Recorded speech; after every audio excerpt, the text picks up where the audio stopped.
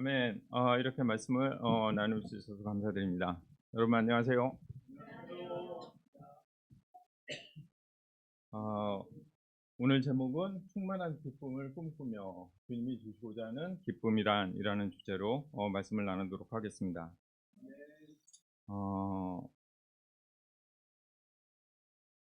그 먼저 아까 성찬을 나눌 때 예비하사라는 단어를 이렇게 주의 깊게 들으라고 얘기했을 때 주의 깊게 들었어요.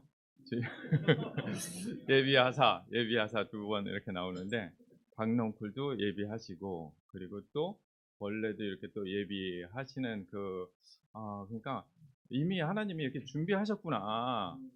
뭘 하기 전에 하나님이 다 세팅을 하셨구나. 근데 이제 요나는 그걸 몰랐겠죠. 마찬가지로 우리 삶 속에서 저는 그런 생각이 들었어요. 그러니까 아, 혈기 때문에 왜 이렇게 바로 안 돼라는 생각을 많이 갖게 됐는데 나중에 시간이 한참 지나고 나면은 이것 때문에 하나님이 그때 그랬구나라는 것을 느끼는 것이 참 번번이 많이 있었던 것 같아요. 아마 그런 시간이 되지 않았을까 싶은 생각도 들고 또 하나는 시간이라는 거 좀 생각을 해봤는데 시간은 한정돼 있잖아요. 이 시간을 여기서 쓸 것인지 저기서 쓸 것인지 그런 것들이 있는데 이제 그 시간을 이제 부모님하고 어머님이랑 이렇게 평창에서 어머니랑 같이 보내는 것도 굉장히 나는 되게 좋은 것 같아요. 우리의 시간은 항상 한정돼 있고 항상 이쪽에도 막 쓰고 싶은 마음도 있지만 실은 또 이 부분이 또 나중에 아실 수도 있을 것 같은데 또 그런 시간이 됐으면 너무 좋겠고 성찬 나눠주셔서 감사드립니다. 네. 아, 여러분은 여러분의 자녀들 있죠. 아까 여기 이제 아이들이 많이 있었는데 여러분의 자녀들이 어떻게 살기를 삶이 뭐 하여튼 창창하잖아요. 어떻게 살기를 원하세요? 그렇죠. 돈을 많이 벌기를 원하십니까? 아니면은 저는 그런 것 같아요. 우리 자녀들이 돈을 많이 벌거나 뭐 이렇게 뭐 어려움이 없거나 뭐 그랬으면 좋겠기도 하지만 무엇보다도 삶 속에 기쁨이 행복하게 기쁨이 넘치기를 원합니다. 음, 항상 그걸 기도하고 있고. 그러면은 여러분의 부모님은 여러분에게 어떻게 살기를 원하셨을까요? 똑같지 않을까요? 그렇죠. 여러분의 부모님도 여러분이 기쁘게 살기를 원하셨을 것 같아요. 우리 아버지도 우리 어머니도 내가 뭐 힘들게 일만 하다가 삶을 마감하는 것이 아니라 기쁘게 삶을 살기를 희망했을 것 같습니다. 그러면 지금 여러분의 삶은 어떠신 것 같아요? 어, 기쁨이 가득한 삶입니까? 아니면은 근심이 걱정이 가득한 삶입니까? 아니면은 근심과 기쁨이 5대5 아니면 뭐 6대4 아니면 9대1 뭐 그런 비율로 막 섞여 있겠죠. 근데 나는 9대1인 것 같아요. 나는 9대1. 어,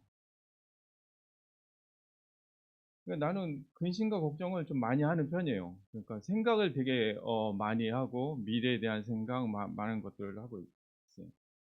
또 습관적으로도 걱정을 좀 많이 하는 체질인 것도 같아요. 저는 이제 크레인을 조종을 해요. 고소 작업자 사람이 타고서 이렇게 올라가서 이렇게 외벽 작업을 하는 그런 걸 하는데 항상 그래서 고민을 해요. 걱정을 되게 많이 해요. 떨어지지 않게 잘 조정을 해야 되고 사람들이 항상 해야 되니까 밑에 뭐가 떨어지지 않고 그래갖고 일만 하고 오면은 너무 피곤한 거예요. 너무 긴장을 많이 하니까 그러면 일만 이제 소파에 앉아서 또 잠이 들고 또 며칠 전에는 그 집에 베란다에 그 유리가 있어요. 큰 유리, 뭐한 2m 정도 되는 큰 유리 있잖아요. 이게 뻑뻑해갖고 이게 롤러가 망가졌구나. 롤러를 갈아야 되겠다라는 생각이 들었어요. 그 유튜브를 찾아봤어요. 베란다 통유리 롤러 가는 법. 뭐 이렇게 쳐봤더니 이거 롤러 이렇게 딱 나오더라고. 간단하네라는 생각을 했어요. 롤러 사갖고 갈면 되는 거네. 문 띄워갖고. 근데 문이 너무 무거운 거야. 그래갖고 아들이 휴가 나왔을 때, 야, 너희 같이 이걸 갈자 해갖고 문을 띄웠어요. 옆에다 세워놨는데 문이 자빠졌어요. 그래갖고 금이 쫙 가버린 거야. 이 롤러 가려다가 이게 통유리 이게 괜찮아, 괜찮아, 괜찮아. 그래서 테이프를 이렇게 붙였어요. 쭉 이렇게 붙였어요. 한 1m 50 정도는 붙였던 것 같아요. 쫙 갔으니까. 그래서 롤러는 갈지도 못하고 머리 지키고 다시 이제 그것만 이렇게 딱 해놨죠.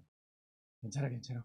괜찮아, 괜찮아. 이 생각을 한 건데, 이게 계속 거울만 보게 되는 거예요. 그 유리만 이렇게 계속 쳐다보는 거예요. 내가 이렇게 서서. 그러니까 마음이 진짜 괜찮을까? 그게 또 깨진 유리 어떻게 복원하는가? 또 유튜브로 또 막 찾아와서 복원이 안 된다라는 게 대부분의 그거고, 빨리 가르쳐야 되냐? 그럼 빨리 갈아야 되겠구나. 뭐 언제 갈까? 근데 집이 8층이에요. 8층에 그거 하려면 그 통유리가 내려가려면은 장비를 써서 내려가든가 아니면 엘리베이터는 어려울 것 같아요. 하여튼 막 이런 고민들이 되게 많았어요. 그러니까 그날은 이렇게 끝났어요. 그 다음날 눈을 뜨자마자 다시 또 유리 앞에 섰어요. 또 베란다 유리를 보면서 괜찮을까? 이걸로 한 이틀을 새니까 머리가 하얘지는 것 같은 생각이 드는 거예요. 그러니까 그게 이제 와이프도 그냥 커튼 치고 살아. 그냥 커튼 치면은 안 보이잖아. 그러니까 커튼을 쳐봤는데 커튼 뒤로 또 금이 쫙 보이는 거예요. 아, 계속 테레를 보면서 거울 한번 보고 테레 보면서 거울 한번 보고 이렇게 한 이틀을 산 거예요. 그러니까 너무 피곤한 거예요. 그래갖고 안 되겠다, 갈아야 되겠다. 그래갖고 뭐 업체들 해갖고 다행히 싼 업체를 해서 내가 갖고 있는 장비를 이용해서 8층까지 올려갖고 해서 교체를 해버렸어요. 그러니까 마음이 편안해지기 시작했어요.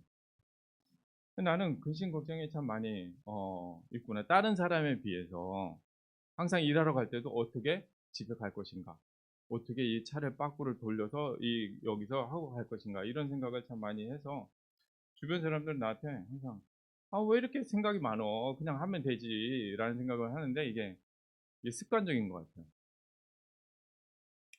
근데 나는 항상 성경을 보면서 꿈꾸는 것들이 있어요.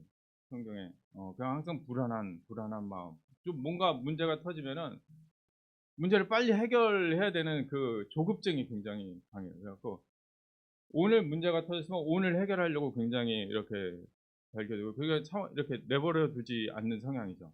그래서 빨리빨리 하는 것이 되게 있는데, 성경을 보면서 항상 저는 그런 걸 꿈꿔요. 성경에는 하나님을 믿을 때 자유, 기쁨, 평안을 주신다고 성경에는 이렇게 적혀 있어요. 근데 나는 그게 있는가? 그게 정말 내 속에 별로 그 평안을, 그 전자한 평안을 내가 느껴본 적이 얼마나 있을까라는 생각을 참 많이 합니다. 그러니까 그리고서 이게 분명히 있긴 있는데, 존재하고 있는데, 나는 그거를 정말 뭔지는 감은 잡히는데 실은 내가 완전히 그것에 이렇게 충만한 상태로 이렇게 빠져든 적은 별로 없었던 것 같아요. 항상 걱정, 이렇게 좋다가도 또 문제를 보면 또 이게 너무 커 보이고, 이것의 반복이었던 것 같아요. 성경에 이런 구절이 있습니다.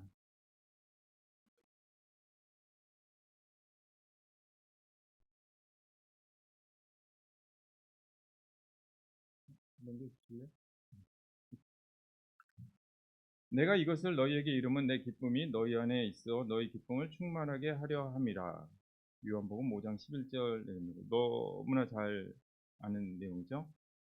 이 말씀을 하게 된 그 시점이 뭐냐면은 그 십자가를 앞둔 이별의 그 전날 밤이었죠. 이제 다음날 이제 십자가에 달려 돌아가시게 되는데, 예수님이 잡히시기 직전에 그 전날 밤에 이제 제자들하고 얘기를 하는 과정입니다. 예수님은 이제 본인이 제자들하고 이제 제자들을 떠나고 십자가에 달려 돌아가실 것을 알았죠.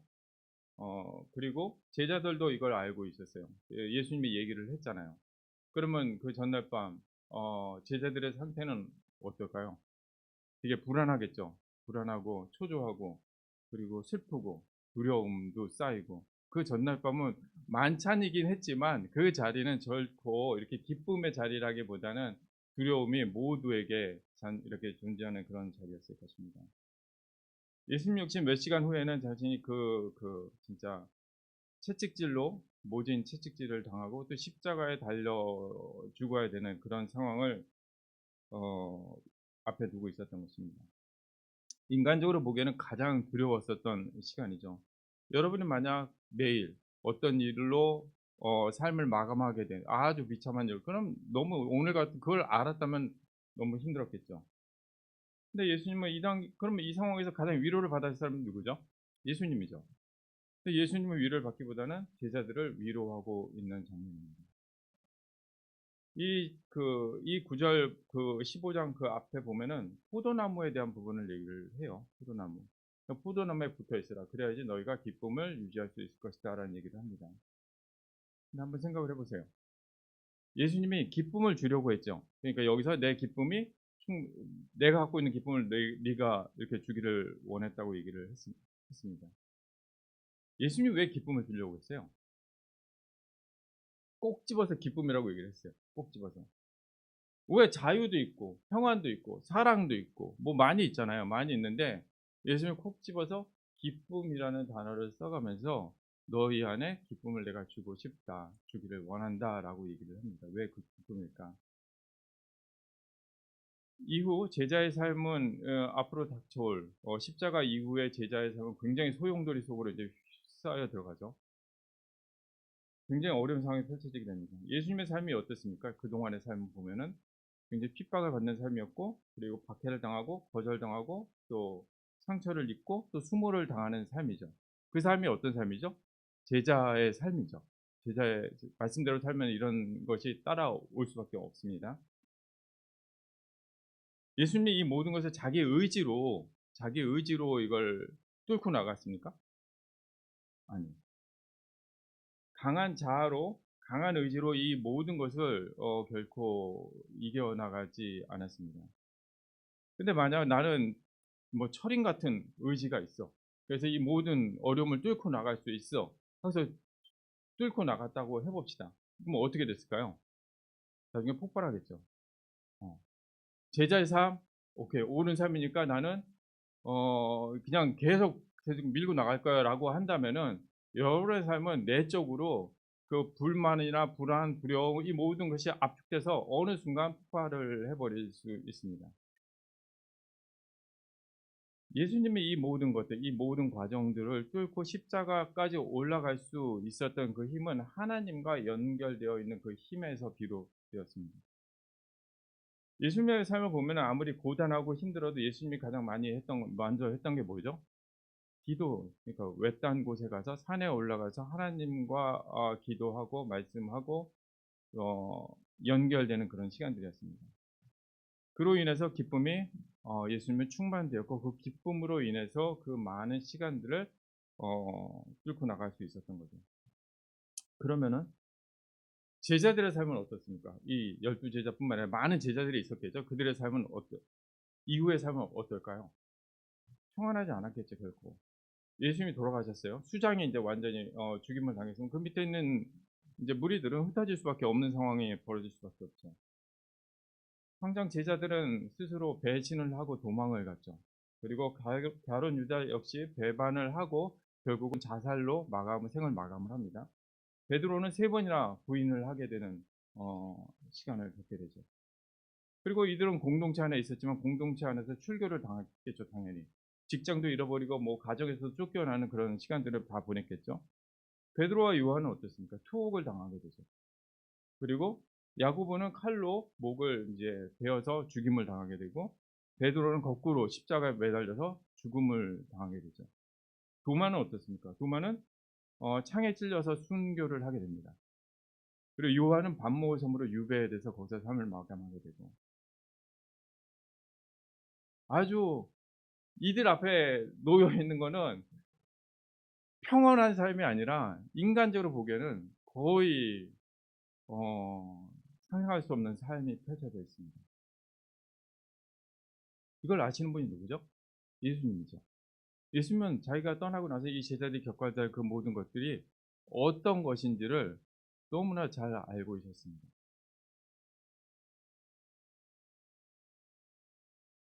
이 모든 고난, 뭐 죽음에 대한 고난을 자기 의지로 이것을 결코 뚫고 나갈 수 있는 사람은 이 지구상에는 아마 존재하지 않을 것입니다. 예수님은 알았어요. 이 고난을 이겨나가기 위해서 이들에게 필요한 것이 무엇인가? 바로 예수님이 가졌던 그 기쁨만이 그들 안에 존재할 때 이것을 이겨나갈 수 있다라는 것을 예수님은 아셨던 거죠. 예수님은 자신이 하늘로 돌아가신 다음에 자신이 하던 일을 제자들을 통해서 계속해서 이어져 나왔기 때문에 우리가 이 자리에 앉을 수 있었던 거죠. 그러기 위해서 예수님이 해야 했던 것은 이 제자들에게 무기를 지급하는 거죠. 그 어려운 삶을 뚫고 나갈 수 있는 그 무기가 바로 성령이죠. 그 성령을 통해서 얻는 기쁨이 충만할 때 이것을 계속 뚫고 나갈 수 있게 되는 것이죠. 우리의 삶을 한번 돌아보도록 합시다. 우리는 많은 시간 어려움을 잘 헤쳐 나왔어요. 그리고 그중에 어떤 사람들은 세상으로 돌아간 사람들도 있습니다. 여러분이 여기까지 온 이유는 뭐예요? 여러분 왜 여기까지 왔어요? 20년, 30년, 뭐 앞으로도 가겠지만서도 여러분은 자기 의지보다는 하나님이 주시는 그 기쁨을 기대하면서 오지 않았을까요? 하나님 따라가는데 너무 힘들어. 그러면 누가 따라가겠어요? 하나님이 주시는 무엇인가가 있어요. 그게 뭔가가 있는데 그것을 받았고 그 힘으로 왔고 또 그거를 또 기대하면서 또 말씀을 보고 또 예배를 드리고 또 섬기고 하잖아요. 무엇인가가 있다라는 거예요. 무엇인가가 받아야 될 그런 것들. 근데 세상이 주는 기쁨과 하나님이 주신 기쁨은 분명히 달라요. 우리가 맛있는 걸 먹으면 기쁘죠. 근데 그게 몇 시간 못 가잖아요. 몇 시간 못 가죠. 그렇죠. 그래서 다시 또 다른 걸 찾게 되고. 요즘 진짜 주식, 주식 하시는 분들도 있고 그럴 텐데, 주식이 오르면 굉장히 기쁘죠. 근데 주식이 내리면은, 어, 완전히 죽을 맛이죠. 또 자녀의 성적이 오르면 기쁘죠. 당연히 기쁘죠. 그런데 그게 오래 가지 않아요. 며칠 지나고 나면 다시 또 닥달을 하기 시작하고 또 계속 하게 되는 것 같습니다. 이처럼 세상이 주는 기쁨은 그 유효 기간이 굉장히 짧은 것 같아요. 진짜 며칠 못 가는 것 같아요. 며칠 못 가고 새 집을 사도 몇 달 못 가는 것 같고. 그러면은 앞으로의 제자의 삶 한번 상상을 해봅시다. 제자의 삶. 제가 이렇게 예상을 해보면은 과거의 제자의 삶에 일어났던 일들이 앞으로는 일어나지 않을까요? 저는 일어날 것 같아요. 또. 어. 난 처음 시작했을 때 제자 삶이 이러지 않았지만 10년 단위로 이런 것들이 팡팡팡팡 터져갖고 몇 번을 경험을 했어요. 그러니까 이제는 학습 효과가 생기는 것 같아요. 아, 또 일어날 수 있겠구나. 충분히. 또 예상하게 되는 것 같습니다. 우리는 또 갈등이 생길 수도 있죠. 또 분열이 생길 수도 있고 그 안에서 관계가 소원해질 수도 있습니다. 교회뿐만 아니라 나이가 들어가면서 배우자나 본인이 병에 들 가능성이 이제 커져 가죠. 어떤 사람은 죽음을 맞이할 수도 있을 것이고 또 부모님은 어떤가요? 부모님이 더 건강해질 수 있을까요? 아니요. 부모님은 점점 병이 더 깊어질 수 있을 것입니다. 그중에서 어떤 분은 또 돌아가시는 분도 계실 것입니다. 자녀들은 어때요? 자녀들? 저는 보니까 '내가 통제할 수 있는 게 생각보다 없구나.'라는 생각을 참 많은 생각을 하고 많은 고민을 하지만 실은 나 자신 외에는 배우자도 내가 통제할 수 없고 자녀들은 더더구나 힘들고 부모님도 그렇고 교회도 그렇고 그러니까 너무나 통제할 수 없는 것이 너무나 많다. 근데 수없이 기다리는 고난, 어려움, 당혹스러움 이런 것들은 계속 우리 앞에서 계속 파도처럼 이렇게 밀려오게 될 거예요. 그때 필요한 게 뭐냐면은 어 예수님이 주시는 그 기쁨입니다. 이 구절에 보면은 그런 구절이 있어요. 예수님이 단순히 기운 내라. 내 기쁨이 너희 안에 있어라는 구절이에요. 내 기쁨이 너희 안에 있어. 예수님이 단순히 옆에서 기운 내. 응원할게. 파이팅. 뭐 긍정적으로 생각해. 이렇게 얘기하시는 분입니까? 그렇게 얘기하지 않죠. 이 말은 내 기쁨이 너희 안에다가 이식을 해 준다는 거예요. 끼워서 안에다가 이렇게 집어넣어 준다는 거예요. 이 기쁨을 우리가 만들어낼 수 없는 거죠. 그리고 또 이 어떤 예수님이 주시는 기쁨은 단순히 환경이 바뀌어서 이렇게 만들어지는 그런 기쁨은 아니죠. 그리고 너희 기쁨을 충만하게 하려 함이다라고 얘기를 하고 있습니다. 충만하게 하다. 이 충만하다라는 것은 컵에 물이 진짜 거의 넘칠 정도로 찰랑찰랑한 상태. 그래서 흘러 넘치는 상태. 그런 것을 얘기를 하는데 한번 상상을 해 보세요. 주님이 주신 그 기쁨이 찰랑찰랑할 정도로 진짜 충만할 정도로 내 삶에 그 기쁨이 있는가?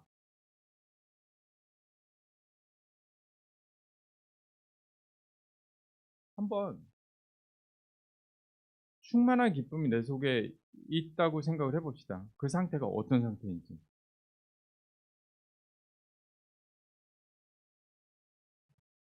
저는 그런 것 같아요. 내 삶 속에 많은 무거운 짐들, 근심들, 걱정거리들 이런 것들이 완전히 싹 사라지는 상태이지 않을까? 어 완벽하게 해결된 상태. 어떤 근심 걱정이 없는 상태. 그러면 어떨 것 같아요? 굉장히 평온하겠죠, 솔직히. 어.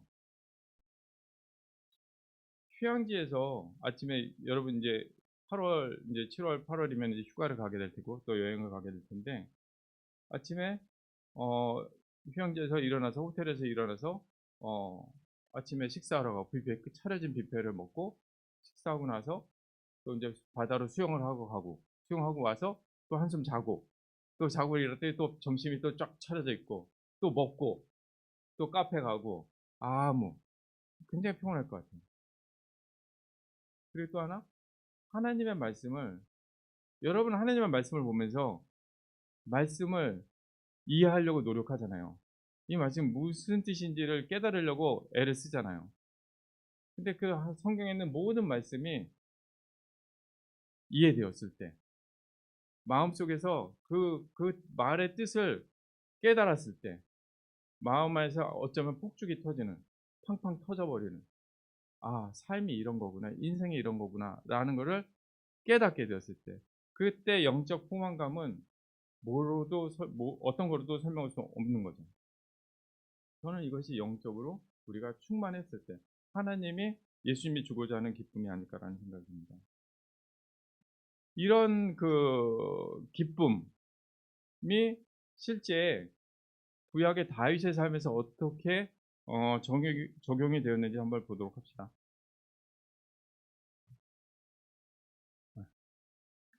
시편 4편 6절에서 8절입니다.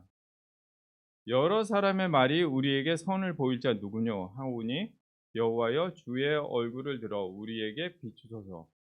주께서 내 마음에 두신 기쁨은 그들의 곡식과 새 포도주가 풍성할 때보다 더하나이다. 내가 평안히 눕고 자기도 하리니 나를 안전히 살게 하시는 이는 오직 여호와이시니이다. 아멘. 이 시편의 배경은 이렇습니다. 다윗이 말년에 셋째 아들 압살롬이 반역을 하게 되죠. 그 반역을 해서 다윗은 왕궁을 급히 버리고 진짜 맨발로 도망을 가게 되는 신세가 됐습니다.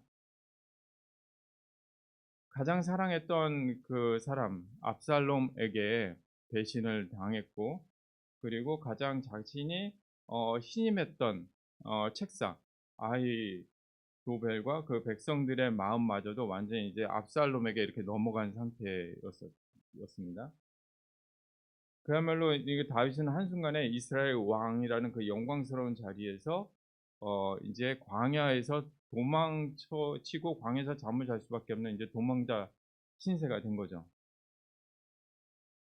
대부분의 사람들은 자신의 상황이 이렇게 아주 안 좋아지게 되면은 어떤 반응을 보이죠? 좀 자포자기하는 마음이 생기잖아요. 원망하는 마음이 생기고. 근데 다윗의 반응은 어떤지 한번 보겠습니다. 6 절에 보면은 그런 구절 여러 사람의 말이 우리에게 선을 보일 자 누구뇨라는 말이 있습니다. 여기서 여러 사람이라는 말은 다윗을 따르다가 낙심했었던 그 무리들이거나 아니면 대적자들을 얘기를 합니다. 여기서 선을 보인다, 선을 보인다.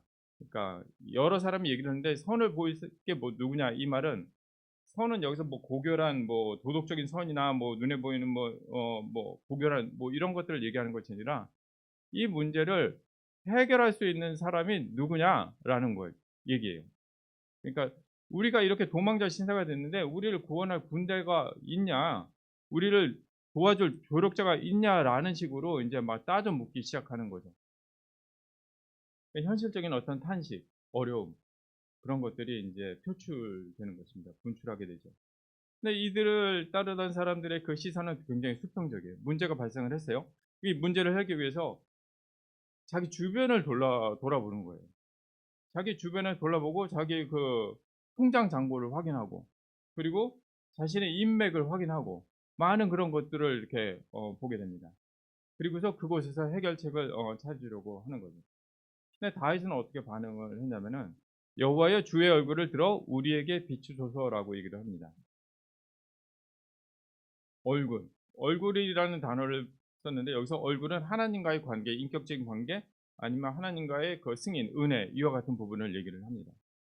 곧 이 말은 뭐냐면은 어 하나님의 얼굴을 내게 비춰서 내게 은혜를 베풀어 달라라고 기도를 하는 거죠. 그러니까 다윗은 충분히 어려운 상황에 빠졌어요. 그러면은 적들을 물리쳐 주십시오. 아니면 내 왕권을 회복해 주십시오라고 기도할 법한데 다윗은 그렇게 기도하지 않았다는 거죠. 다윗은 어려움이 닥치자 하나님을 먼저 본 거죠. 근데 다윗의 주변 사람들은 상황을 먼저 보게 된 거죠. 다윗 다윗의 다윗은 수직적으로 하나님을 보게 됩니다. 실제로 보면은 이렇게 되어 있습니다. 그 다윗이 인제 하나님에게 집중했을 때 다윗의 마음속에 어떤 변화가 일어나는지를 인제 보여주는 구절인데 주께서 내 마음에 두신 기쁨이라는 단어가 있어요. 주께서 내 마음에 두신 기쁨. 그러니까 다윗은 스스로 상황이 어려워졌으니까 이 상황을 좋게 보이려고 마인드 컨트롤을 한 게 아니에요. '아 이거 뭐 괜찮아, 괜찮아, 괜찮을 거야.'라고 우리가 이렇게 보통 마음은 그렇게 한 것이 아니죠. 억지로 이렇게 긍정적인 마음을 끌어올린 게 아니라는 겁니다. 그러니까 하나님의 초자연적인 그 은혜로 하나님의 기쁨을 다윗의 품 안에 넣어 주신 거예요. 그러니까 다윗이 하나님을 보니까 하나님에게 매달리니까 하나님은 그 기쁨을 마음속에 밀어 넣어 주신 거죠. 이 말은 좀 전에 봤던 구절 요한복음에서 "내 기쁨이 너희 안에 있어"라는 구절과 같은 그 선을 같이 하고 있어요.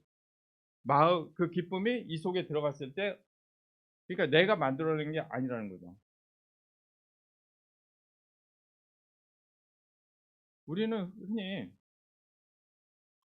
상황이 좋아져야지 기뻐질 거라는 생각을 합니다. 근데 그 기쁨의 가장 큰 그것은 결국은 하나님에게 집중했을 때 일어나는 거죠. 두 번째 구절 보면은 "곡식과 세포두주가 풍성할 때보다 더하나이다."라고 얘기를 해요. 기쁨이 들어왔을 때 어떤 식으로 반응하는지에 대한 부분입니다. 곡식과 세포두주 어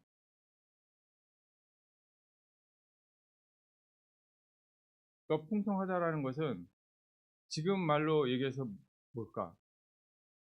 통장 잔고가 넘쳐나고 주식이 오르고 집이 더 커진 데로 이사 가는 것을 얘기합니다. 하나님이 주시는 기쁨이 충만했을 때 이것과는 비교가 되지 않는다라는 얘기예요. 8 절에 보면은 다윗이 기쁨이 이렇게 차올랐을 때 어떻게 육체적으로 또 정신적으로 그 부분이 영향을 주는지에 대한 부분입니다. 8 절에 보면은 "내가 평안히 눕고 자기도 하리니"라고 얘기를 하고 있습니다. 평안히 눕고 잔다. 다윗이 지금 평안히 눕고 잘 수 있는 상황인가요? 다윗은 실은 지금 언제 어디서 자기에게 와서 자기를 죽일 수 있겠다라는 불안한 상황이죠. 그 상황에서 솔직히 잠을 잘 수 있다는 것은 거의 불면증에 시달리면 당연할 수 있는데 잠을 잘 수 있게 된 거죠.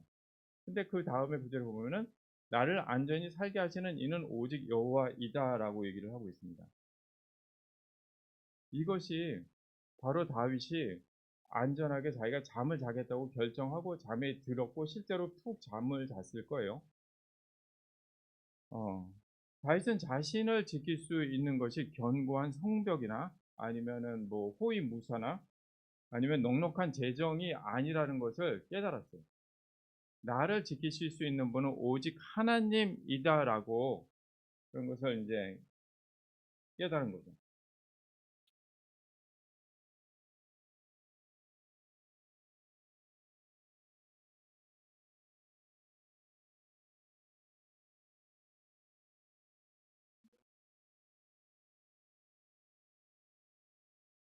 우리가 음 원하는 게 뭘까? 우리가 원하는 게. 제자로서 한번 생각을 '내가 원하는 게 뭘까? 내가 원하는 게.' 내가 정말로 이 제자의 삶을 살고 있는데 정말 나는 정말 뭘 원하고 있는가? 상황은 우리가 쉽게 변화되지 않을 거예요. 상황은 거의 대부분의 경우는 과거에 흘러왔던 대로 미래도 흘러갈 가능성이 되게 농후해요. 음. 근데 우리가 원하는 거는 나는 평온한 삶이 가득하기를 원해요, 내 삶 속에. 기쁨이 넘치고 평온하고 자유로운 삶. 그게 있을 것 같은데 경험해 보지는 있을 것 같은데 잡히지 않는 부분이죠. 근데 우리가 어떤 문제가 빵 터졌어요. 부모님이 편찮으시고 교회가 망가지고 관계가 상처가 생기고 했으면은 우리는 당장 어 세상적인 방법으로 이것을 어떻게 타개할 것인가를 찾을 것인가 아니면 최우선적으로 하나님에게 매달릴 것인가. 내 기쁨은 이곳에 있지 않고 오직 하나님에게로부터 있다라는 것을 인지한다면은 하나님을 찾을 수 있게 되죠. 한번 생각을 해 보세요. 다윗은 근데 어떻게 그 어려운 상황에서 하나님을 찾을 수 있었던 것일까? 왜 열이면 열 사람 백이면 백 사람 모두가 다 상황을 보고 다 통장 잔고를 보고 다 내 옆에 누가 있는지 여부를 보고 확인하는데 오직 다윗만은 하나님을 집중을 했어요. 왜 다윗만 그렇게 했어요? 왜? 특출나서? 다윗이? 타고나서? 다윗의 삶을 보면은 그것을 좀 유추할 수 있어요. 다윗은 광야에서 어릴 때부터 광야에서 양치기를 했죠. 양치기 성경 보면 양치기를 하면서 뭐 사자나 뭐 곰이나 와서 이렇게 잡아가죠. 그것을 어떻게 극복했죠? 하나님이 도우셨다고 얘기를 했어요. 하나님이 도와서 "내 양을 지켰다."라고 얘기했어요. 그게 한 번일까요? 아마 굉장히 많이 있었을 것 같아요. 한 번만 곰이 와서 이렇게 물어가지는 않았을 것 같아요. 때때로 와서 물어갔으면 그러면 계속 하나님한테 기도하고 자기가 최선을 다해서 하지만 그 위기를 극복했죠. 또 골리앗과의 싸움은 절대 이길 수 없는 싸움이었죠. 근데 양을 치던 그 습관이 있었어요. 양을 치면서 하나님께 기도했더니 하나님이 곰을 물리쳤어. 그 기억이 있으니까 곰 같은 다 골리앗을 봤을 때 기도를 하게 된 거죠. 그게 연결이 된 거예요. 그래서 기도를 하고 하나님이 이것을 하실 수 있을 것이다라는 생각으로 기도를 하고 그랬을 때 어떻게 됐죠? 이겼죠. 이기고, 이기고, 이기고. 그러다가 말년에 또 비참한 상황을 또 당했어요. 압살롬한테 또 쫓겨서 광야로 쫓김을 당했죠.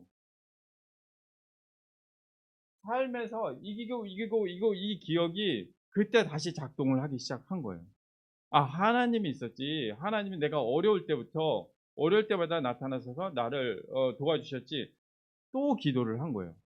그러니까 이기고, 이기고, 이기고 해서 마지막 압살롬에게 쫓길 때도 이기게 된 거예요.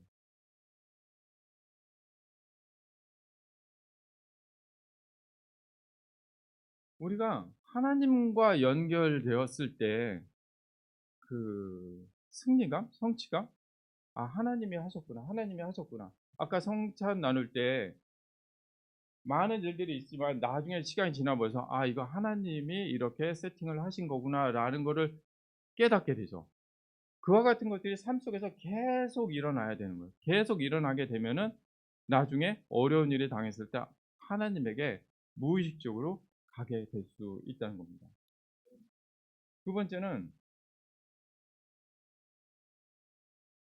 우리들은 흔히 눈에 보이는 문제들, 통장 잔고라든가 아니면은 뭐 나를 비난하는 사람, 교회 문제들, 많은 질병 이런 것들을 맞닥뜨리게 되면은 그것은 눈에 보여요. 눈에 보이는데 하나님은 눈에 보이지 않아요. 하나님은 어쩌면 성경 속에 있는 분, 아니면 하늘에 계신 분, 그 내 옆에 계신 분이 아니라 아주 멀리 계신 분이라는 생각을 할 수가 있습니다. 그래서 어쩌면 우리는 세상적인 방법을 먼저 찾게 되지 않나 싶습니다. 근데 시편에 보면은 다윗이 하나님을 묘사할 때 어떤 표현들을 쓰죠? 나의 반석, 나의 요새, 그리고 나의 목자라는 표현을 씁니다. 반석은 뭐죠? 돌이죠. 방패는 뭐죠? 진짜 이게 방패예요, 방패. 어. 그리고 목자는 양을 치니까 앞에서 나가는 다 시각적인 거예요, 다. 그리고 내 주변에 있는 것들이에요. 이건 뭘 얘기하냐면은 다윗에게 있어서 하나님은 실질적인 분이었다라는 거예요.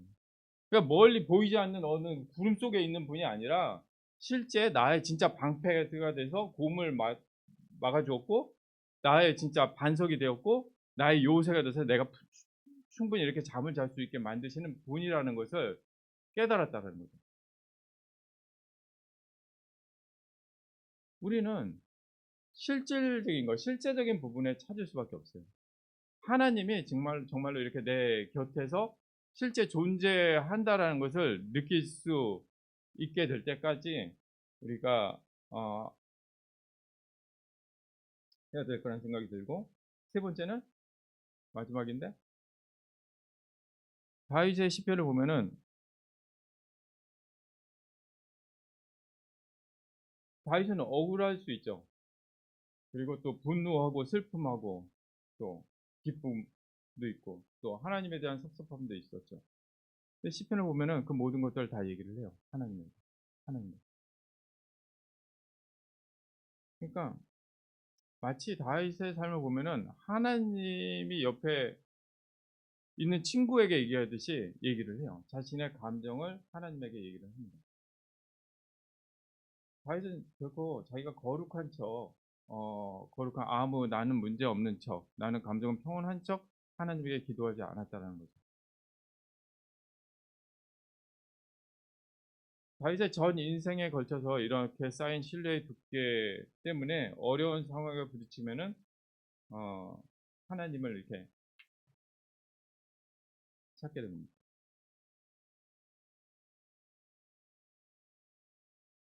저는 이제 크레인을 몰고 일을 하러 가면 항상 기도를 해요. 현장에 가서도 기도를 해요. 내가 오늘 이 일을 안전하게 이렇게 마칠 수 있게 해달라고 기도를 하고 또 끝나고 그리고 내가 다시 안전하게 집으로 돌아갈 수 있게 해달라고. 그리고 나서 내가 저녁을 먹고 또 말씀을 보게 될 텐데 그 말씀 또한 깨닫게 해달라고 기도를 해요. 그리고 내가 잠자리에 들 수 있도록 또 기도를 합니다. 그냥 그렇게 나와요. 그러니까 내가 불안하니까 기도를 할 수밖에. 내가 붙잡을 수 있는 거는 하나님밖에 없다라는 것을 알게 된 것 같아요. 그때 내가 어머니 아버지가 엄청 편찮으셨을 때 나도 너무 스트레스 많이 받고 그런 생각이 들었어요. 이제 집에 돌아가는 길에 커피 한 잔 마시면서 기도를 했는데 이게 온전한 기도가 나오지는 않았죠. 온전한 기도가 아니라 그래도 하나님이 있어서 다행이다. 그래서 내가 이렇게 넋두리라도 할 수 있는 상대방이 있어서 하나님 다행이다라고 하면서 이제 커피 한 잔 마시고 집으로 돌아오는데 기도라기보다는 그냥 넋두리였던 것 같아요. 그래도 내가 이렇게 얘기할 수 있는 분이 있어서 내가 이걸 누구한테 얘기하겠냐 그런 생각이 들었었는데 그냥 나는 여러분들이 무의식적으로, 의식적으로 하나님을 찾는 것이 아니라 무의식적으로 하나님을 찾았으면 좋겠어요. 우리가 뭐 깜짝 놀라면 뭐라 그래요? "아이고 어머니나." 이 말 이거 딱 나오잖아요. 어. "아이고 아버지." 아이고 어머니라고 얘기하잖아. 하여튼 뭐 찾잖아요. 그거는 생각해서 찾는 거 아니잖아요. 어려운 일이 닥쳤을 때 "하나님 아버지 이거 해결해 주십시오. 하나님 아버지 이거 뭐" 이런 것들. 실제 삶에서 동행하는, 진짜 동행하는 그 하나님의 모습. 만약 그것이 삶에 이렇게 누적이 되어 있다면은 여러분의 삶은 분명히 앞으로도 어려움이 많이 닥칠 거예요. 많은 숨어 있는 것들이 인제 올라오겠죠. 우리의 삶은 계속 정점을 향해서 달려가고 있어요. 그게 어디가 정점인지는 모르겠지만 저도 역시 계속 정점을 향해서 달려가고 있는 것 같아요. 어. 계속 오겠죠. 그때 정말로 내가 하나님이 주시는, 하나님과 연결되었을 때 오는 그 기쁨이 내 안에 충만한다면은 그 파도를 힘들 수 있어요. 힘들었지만 다시 넘어갈 수 있어요. 쪼금밖에 힘들지 않아요. 그 기쁨이 가득한다면. 근데 만약 그 기쁨이 없으면은 굉장히 힘들어질 거예요. 굉장히. 좌절하고 원망하고 쓴마음이 생길 수 있다라는 거죠. 문제는 분명히 올 것이고 여러분들이 그것을 그냥 악으로 깡으로 넘어가는 것이 아니라 하나님이 주시는 기쁨으로 그 부분을 넘어갈 수 있으면 너무 좋을 것 같습니다. 오늘 말씀 마치도록 하겠습니다. 기도하겠습니다.